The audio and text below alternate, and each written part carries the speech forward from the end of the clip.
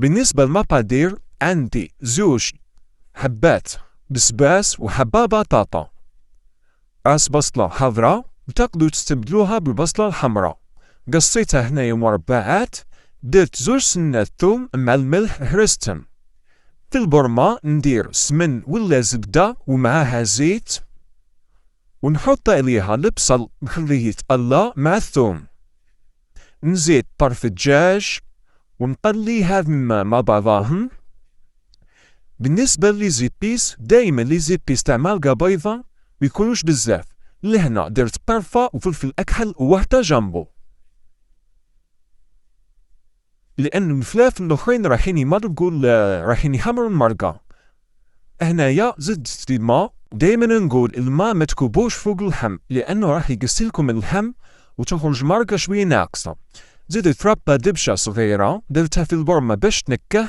هنايا خضرتي راح نديرها تطيب في البرمة، تقدروا تديروها تتفور، لكن المرقة كي ديروها تكون شوية خاثرة. هنايا المرقة كي عدت درت فيها الخضرة وهي مش طايبة، رايح ندير المرقة شوية مايها ونخلي هذيك الخضرة تطيب في البرمة. بعد ما طابت الخضرة نص طياب زدت الحمص كان مشمخ من قبل، ونخلي البرمة حتى تعقد.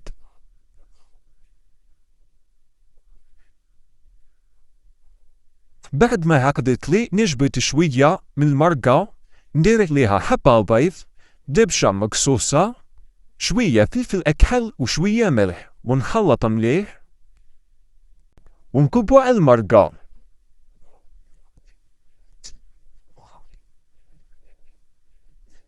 شوفوا هنايا المرقة كيف عقدت.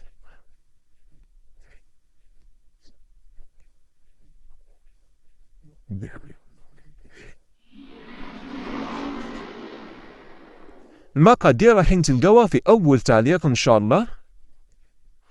هذا طبق في نهايته. نتمنى يكون عجبكم الفيديو بالصحة والعافية.